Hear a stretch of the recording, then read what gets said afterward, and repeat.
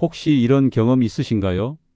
비타민 D를 꾸준히 챙기는데도 뼈가 계속 아프고 밤마다 다리가 저릿하고 아침에 일어나면 허리가 굳어 있는 느낌이 드는 경우요. 왜 이런 일이 생길까요? 왜 영양제를 먹어도 효과가 없을까요? 왜 어떤 분들은 햇빛을 충분히 받아도 골다공증이 더 악화될까요? 저는 30년 동안 영양생화학을 연구해 온 박사 신도연입니다. 최근에 충격적인 사례를 하나 경험했습니다. 68세 이모수님이라는 분이 계셨는데요. 비타민 D를 5년 동안 매일 챙겼지만 오히려 뼈 통증이 더 심해졌다고 하시더군요. 혈액 속 비타민 D 수치는 정상이었는데 정작 뼈로는 전혀 전달되지 않고 있었습니다. 마치 편지를 들고 있으면서 배송을 못하는 상황과 같았어요. 왜 이런 일이 벌어질까요? 왜 비타민 D가 있는데도 뼈는 여전히 약해지는 걸까요? 사실 이 모든 질문의 답이 하나로 이어져 있습니다. 문제는 비타민 D가 부족해서가 아니라 그걸 제대로 활용할 수 있는 다른 영양소들이 함께 없었기 때문이에요. 오늘 이 영상에서는 비타민 D가 혼자서는 절대 일을 못한다는 사실과 뼈 건강을 위해 반드시 함께 챙겨야 하는 영양소들의 정확한 조합을 말씀드리겠습니다. 많은 분들이 영양제 하나만 열심히 드시면서 왜 효과가 없는지 의아해하시는데요. 끝까지 보시면 지금까지 놓치고 있던 결정적인 빈틈이 무엇인지 정확히 알게 되실 겁니다. 비슷한 경험 있으셨다면 댓글로 공유해 주세요. 전에도 비슷한 분을 한번 만난 적이 있습니다. 70세 김병수님이었는데요. 하루도 안 빠지고 영양제를 챙기고 햇빛도 충분히 쬐다고 하셨어요. 그런데도 계단을 오를 때마다 무릎이 시큰하고 허리는 뻣뻣해서 아침마다 일어나기가 힘들었다고 하시더군요. 알고 보니 문제는 영양제 부족이 아니라 영양소의 균형이 완전히 무너져 있었던 겁니다. 김병수님께서 드시던 영양제들을 하나씩 확인해 보니까 비타민 D는 고용량으로 드시고 계셨는데 정작 그걸 활성화시켜줄 마그네슘이나 칼슘을 뼈로 안내해줄 K는 전혀 없었어요. 마치 자동차에 기름만 가득 넣고 엔진오일은 안 넣은 것과 같은 상황이었죠. 가장 작은 변화는 아침 식단에서 시작됐습니다. 김병수님은 아침에 한 숟가락의 발효 콩 제품과 견과류를 더한 것만으로 4주 만에 다리 저림이 줄어들기 시작했어요. 밤에 자다가 쥐가 나는 횟수도 확연히 줄었고요. 뼈가 좋아지는 과정은 복잡한 공식이 아니라 몸이 필요로 하는 순서를 정확히 채워주는 일이라는 걸 다시 한번 느꼈습니다. 영양소 하나하나가 제 역할을 하려면 옆에서 도와주는 동료들이 반드시 필요하거든요. 혹시 아직 구독과 좋아요를 누르지 않으셨다면 지금 바로 눌러주세요. 이 채널은 여러분의 건강한 노년을 응원합니다. 오늘 이 영상에서 말씀드릴 내용은 여러분의 뼈 건강 관리 방식을 완전히 바꿀 수 있는 중요한 지혜입니다. 끝까지 보시면 왜 지금 당장 작은 습관을 바꿔야 하는지 분명하게 깨닫게 되실 거예요. 마지막에 나올 단 하나의 실천법을 모르시면 지금까지의 노력이 의미 없어질 수 있습니다.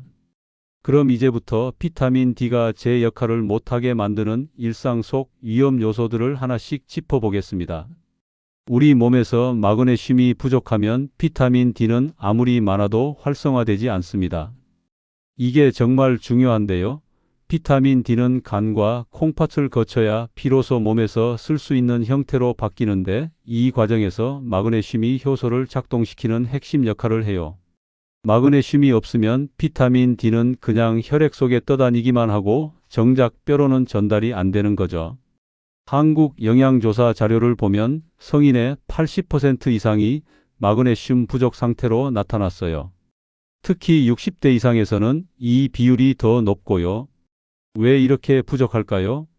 현대 식단이 정제된 곡물 위주로 바뀌면서 마그네슘이 풍부한 통곡물이나 견과류 섭취가 많이 줄었기 때문입니다. 제가 만난 72세 박영수님 사례를 보면요. 비타민 D 수치는 정상이었는데 뼈 통증이 계속됐어요. 저녁마다 종아리에 쥐가 나고 아침에 일어날 때 허리가 뻣뻣했다고 하시더라고요. 혈액 검사를 해보니 마그네슘 수치가 정상 범위 하한선에 겨우 걸쳐 있었어요. 마그네슘을 보충한 뒤 3주 만에 다리 쥐가 거의 사라졌고 2달 뒤에는 뼈 통증도 확연히 줄었습니다. 그럼 마그네슘을 어떻게 채울 수 있을까요? 견과류와 시금치를 매일 한 번은 식단에 포함하시는 게 좋아요. 아몬드나 호두 같은 견과류를 하루 한 줌, 시금치나 케일 같은 녹색 채소를 한 접시 정도 드시면 됩니다. 여기서 주의할 점은 마그네슘 영양제를 공복에 드시면 속쓰림을 유발할 수 있다는 거예요. 식후에 드시는 게 훨씬 안전합니다. 요즘 밤에 다리에 쥐가 자주 나시나요? 그렇다면 마그네슘 부족을 의심해 보셔야 해요. 칼슘을 뼈로 정확히 안내하는 비타민 K가 부족하면 칼슘이 엉뚱한 곳에 쌓입니다. K는 칼슘이 혈관벽이나 연조직에 쌓이지 않고 정확히 뼈로만 가도록 안내하는 교통경찰 같은 역할을 해요. 이게 없으면 칼슘은 뼈로 가지 못하고 오히려 혈관벽에 쌓여서 혈관을 딱딱하게 만들 수 있습니다. 일본의 한 연구 자료를 보면 발효 콩 제품을 많이 먹는 지역이 골다공증 발생률이 훨씬 낮다는 결과가 나왔어요. 낫또 같은 발효식품에 K가 풍부하게 들어 있거든요. 발효 과정에서 특정 박테리아가 K를 만들어내는데 이게 MK7이라는 형태로 체내에서 오래 작용해요. 69세 이선희님은 칼슘 영양제를 10년 넘게 드셨는데도 골밀도 검사 결과가 계속 나빠졌어요. 알고 보니 K는 전혀 섭취하지 않고 계셨던 거죠. 발효 콩 제품을 매일 아침 한 숟가락씩 드시기 시작한 뒤 6개월 만에 골밀도 검사에서 개선 징후가 나타났습니다. 혈관 건강 지표도 함께 좋아졌고요. 아침 식사에 발효 콩 제품을 한 숟가락 추가하는 것만으로도 충분합니다. 청국장이나 된장찌개를 자주 드시거나 낫또를 좋아하신다면 그것도 좋은 방법이에요. 여기서 주의할 점은 과량 섭취가 의미 없다는 겁니다. K는 지용성 비타민이라 몸에 축적되기 때문에 꾸준히 조금씩 드시는 게 훨씬 효과적이에요. 발효식품을 자주 드시는 편인가요? 안 드신다면 지금부터라도 시작해 보세요. 칼슘이 많다고 무조건 좋은 건 아닙니다. K가 부족한 상태에서 칼슘만 많이 드시면 오히려 혈관에 쌓일 위험이 있어요. 칼슘은 뼈에 꼭 필요한 영양소지만 균형이 무너지면 독이 될 수 있습니다. 특히 칼슘 영양제를 고용량으로 장기간 드시는 분들이 이런 문제를 겪기 쉬워요. 고칼슘 식습관이 오히려 영양 불균형을 만든다는 연구 자료가 여러 차례 보고됐습니다. 칼슘이 과도하게 많으면 마그네슘이나 아연 같은 다른 미네랄의 흡수를 방해하거든요. 결과적으로 전체적인 미네랄 균형이 무너지는 거죠. 71세 정성태님은 칼슘 영양제를 하루 2번씩 드셨는데 가슴이 자주 답답하고 피로감이 심했어요. 혈액 검사를 해보니 칼슘 수치가 정상 범위를 넘어서고 있었고 혈관 석회화 징후도 보였습니다. 칼슘 섭취량을 줄이고 K와 마그네슘으로 균형을 맞추자 2달 만에 가슴 답답함이 많이 줄었고 전반적인 컨디션도 좋아졌어요. 칼슘은 저녁 식사 후에, 마그네슘은 아침에 나누어 드시는 게 좋습니다. 이 두 가지를 동시에 먹으면 서로 흡수를 방해해요. 칼슘은 밤에 뼈 대사가 활발해질 때 흡수가 잘 되고 마그네슘은 아침에 근육 이완과 에너지 대사를 돕습니다. 칼슘 영양제를 매일 드시고 계신가요? 그렇다면 K와 마그네슘도 함께 챙기고 계신지 확인해 보세요. 겨울철 일조량 부족과 미세먼지 때문에 햇빛을 통한 비타민 D 합성이 크게 떨어집니다. 비타민 D는 피부가 자외선을 받아야 만들어지는데요. 겨울에는 해가 낮게 떠서 자외선 강도가 약하고 옷도 두껍게 입기 때문에 합성량이 여름의 10분의 1 수준까지 떨어져요. 겨울철 한국의 평균 햇빛 시간이 하루 3시간 이하라는 기상청 자료가 있습니다. 게다가 미세먼지가 심한 날은 실내에만 계시는 분들이 많아서 더욱 문제가 되죠. 60대 이상은 피부에서 비타민 D를 합성하는 능력 자체가 젊을 때의 절반 이하로 떨어지기 때문에 더 주의가 필요해요. 66세 강미정님은 한식 위주 식단에 실내 생활을 주로 하셨는데 비타민 D 수치가 심각하게 낮았어요. 겨울 내내 피로감이 심하고 우울한 기분이 자주 들었다고 하시더라고요. 점심 후 20분씩 산책을 시작하고 비타민 D 보충제를 함께 드신 뒤 한 달 만에 기분이 확 달라졌다고 하세요. 점심 식사 후 20분만 햇빛을 쬐어주세요. 얼굴과 팔 정도만 노출해도 충분합니다.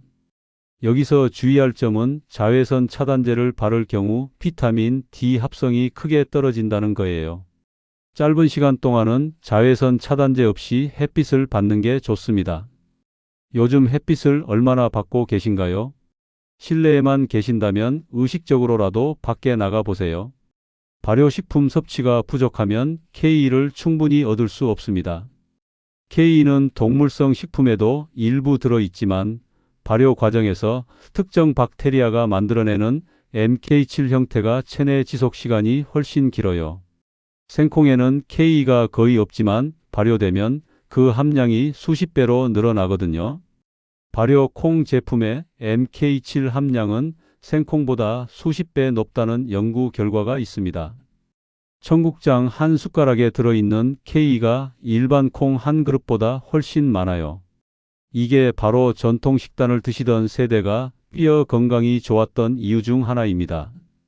70세 김윤아님은 서양식 식단을 선호하셔서 발효식품을 거의 안 드셨어요. K 부족으로 골밀도가 계속 떨어지고 있었는데 매일 아침 청국장을 한 숟가락씩 드시기 시작한 뒤 4개월 만에 뼈 통증이 확연히 줄었습니다. 저녁에 쥐가 나는 것도 거의 사라졌고요. 아침 식단에 발효 콩 제품을 한 스푼씩 넣어 보세요. 청국장찌개나 된장국으로 시작하면 쉽습니다. 여기서 주의할 점은 갑작스런 과량 섭취가 속 불편을 유발할 수 있다는 거예요. 처음에는 조금씩 시작해서 천천히 양을 늘려가세요. 집에서 발효식품을 자주 만들어 드시나요? 안 드신다면 시판 제품으로라도 시작해 보시길 권합니다. 그럼 이제 이런 영양소들을 언제 어떻게 드시는 게 가장 효과적인지 구체적으로 말씀드리겠습니다. 아침에는 마그네슘을 챙기시는 게 가장 좋습니다. 잠에서 깨어난 뒤 근육이 긴장을 풀고 하루를 시작하려면 마그네슘이 필요해요. 아침 근육 이완이 제대로 안 되면 온종일 몸이 뻣뻣하고 피로감이 쌓이거든요. 마그네슘은 에너지 대사에도 관여하기 때문에 아침에 드시면 하루 활력에도 도움이 됩니다. 여기서 주의할 점은 커피와 함께 먹으면 흡수율이 떨어진다는 겁니다. 커피의 카페인이 마그네슘 배출을 촉진하거든요. 커피를 드신다면 최소 30분 이상 간격을 두고 마그네슘을 섭취하세요. 견과류 한 줌을 아침 식사 기본으로 하시면 자연스럽게 마그네슘을 채울 수 있어요. 호두나 아몬드를 요거트에 섞어 드시거나 샐러드에 뿌려 드시면 좋습니다. 아침 공복에 커피부터 드시는 습관이 있으신가요? 그렇다면 순서를 바꿔보세요. 점심에는 비타민 D를 챙기세요. 비타민 D는 지용성 비타민이라 기름기 있는 식사와 함께 먹으면 흡수가 훨씬 잘 됩니다. 점심 식사에는 보통 단백질과 지방이 포함되어 있어서 비타민 D 흡수에 가장 좋은 타이밍이에요. 빈속에 드시면 소화 부담이 있고 흡수율도 떨어집니다. 점심 후 산책 15분을 더해보세요.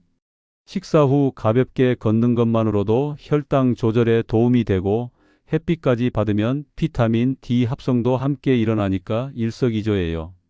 점심 직후 바로 의자에 앉아서 졸음과 싸우지 마시고 밖으로 나가보세요. 소화도 잘 되고 오후 컨디션도 훨씬 좋아집니다. 점심 직후 바로 앉아 계시진 않나요? 조금만 움직여도 큰 차이가 납니다. 비타민 K는 아침과 저녁 2번 나눠서 드시는 게 좋습니다.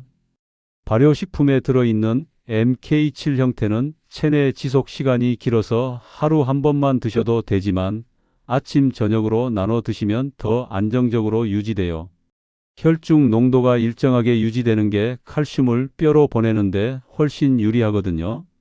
여기서 주의할 점은 갑자기 많은 양을 먹기보다는 천천히 늘리는 게 좋다는 겁니다. 발효식품을 평소에 안 드시던 분이 갑자기 많이 드시면 소화가 불편할 수 있어요. 청국장이나 발효 콩 제품을 한 숟가락씩 아침과 저녁에 나눠 드세요. 된장국도 좋은 방법입니다. 발효 콩 제품 냄새가 부담되시나요? 처음엔 된장국부터 시작하면 부담이 덜합니다. 칼슘은 저녁 식사 후에 드시는 게 가장 효과적입니다. 밤에 우리 몸의 뼈 대사가 활발해지거든요. 잠자는 동안 뼈는 재생과 회복 과정을 거치는데 이때 칼슘이 필요해요. 저녁에 칼슘을 드시면 밤 동안 뼈로 흡수되는 비율이 높아집니다. 여기서 중요한 건 마그네슘과 동시에 먹지 말라는 겁니다. 이 둘은 흡수 경로가 비슷해서 함께 먹으면 서로 방해해요. 최소 4시간 이상 간격을 두고 드시는 게 좋습니다. 저녁 식단에는 멸치나 뼈째 먹는 생선을 활용하세요. 자연식품으로 칼슘을 섭취하면 영양제보다 흡수율도 좋고 다른 미네랄도 함께 얻을 수 있어요. 저녁 식단에서 칼슘을 따로 챙기고 계신가요?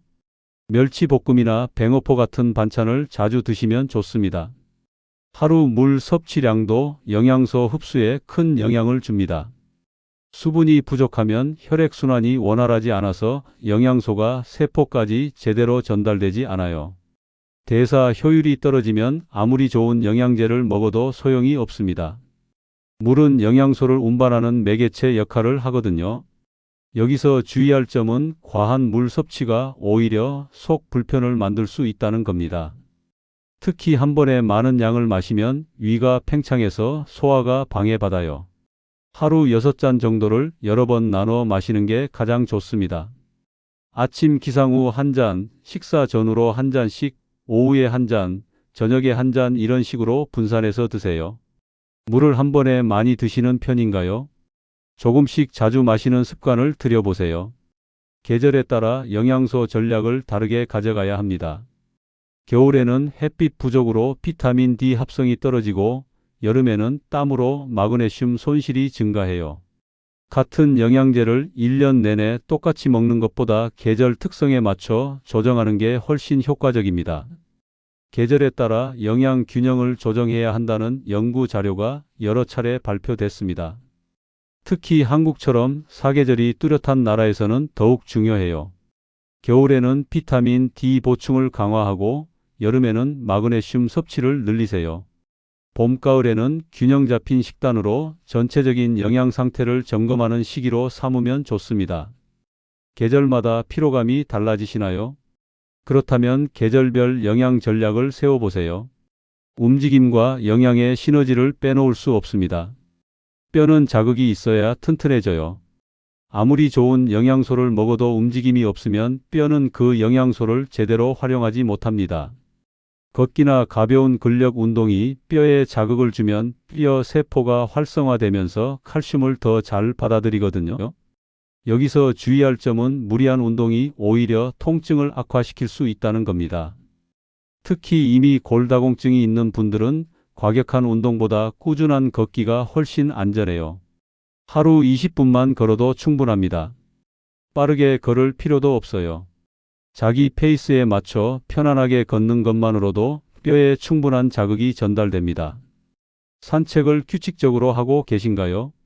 안 하신다면 오늘부터 시작해 보세요.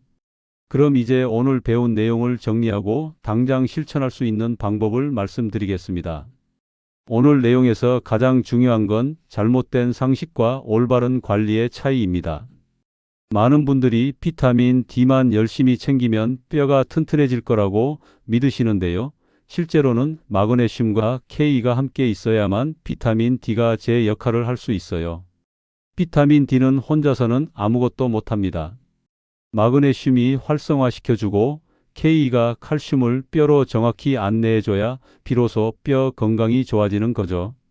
혼자 움직이려는 칼슘은 오히려 엉뚱한 곳에 쌓여서 혈관을 딱딱하게 만들고 결석을 유발할 수 있습니다. 하지만 K와 마그네슘이 균형을 잡아주면 칼슘은 정확히 뼈로만 가서 골밀도를 높이고 골절 위험을 줄여줘요. 이게 바로 영양소 균형의 힘입니다. 잘못 관리하면 어떻게 될까요? 비타민 D만 고용량으로 드시고 다른 영양소를 무시하면 허리 통증이 계속되고 밤에 다리 쥐가 자주 나며 골밀도는 오히려 떨어질 수 있어요. 피로감은 만성화되고 혈관 건강까지 나빠질 수 있습니다. 영양제를 아무리 많이 먹어도 효과를 못 느끼는 이유가 바로 이 균형이 무너져 있기 때문이에요. 반대로 제대로 관리하면 어떻게 될까요? 마그네슘, K, 칼슘을 적절한 시간에 나눠서 드시고 발효식품과 견과류를 꾸준히 챙기시면 3개월 만에 뚜렷한 변화를 경험할 수 있어요. 계단 오르기가 훨씬 편해지고 밤에 다리 쥐가 사라지며 아침에 일어날 때 허리가 가볍게 느껴집니다. 골밀도 검사에서 실제로 수치가 올라가는 걸 확인할 수 있고요. 제가 30년 동안 영양생화학을 연구하면서 만난 수많은 분들이 이 조합으로 뚜렷한 변화를 보였습니다. 처음엔 다들 반신반의하시지만 몇 달 지나면 놀라운 결과에 감격하시더라고요. 영양제를 줄이고도 오히려 건강이 더 좋아졌다는 분들도 많았어요. 핵심은 많이 먹는 게 아니라 균형 있게 먹는 거였습니다. 오늘 당장 실천할 수 있는 단 하나의 제안을 드리겠습니다. 아침에 발효 콩 제품 한 숟가락과 견과류 한 줌을 추가하세요. 청국장찌개 한 그릇이나 된장국에 호두 몇 알을 곁들이는 것만으로도 충분합니다. 이 작은 변화가 마그네슘과 K를 동시에 채워주면서 전체 영양 균형을 잡아주는 첫 단추가 됩니다. 거기에 점심 후 15분 산책을 더하시면 금상첨화예요. 햇빛으로 비타민 D를 합성하고 걷기로 뼈에 자극을 주면 영양소 흡수율이 배가 됩니다. 저녁에는 칼슘이 풍부한 멸치나 뱅어포를 반찬으로 드시고요. 이 3가지만 지켜도 한 달 안에 몸이 달라지는 걸 느끼실 겁니다. 여러분도 비슷한 경험이 있으시거나 오늘 내용 중에 궁금한 점이 있으시면 댓글로 남겨주세요. 여러분의 이야기를 듣고 싶습니다.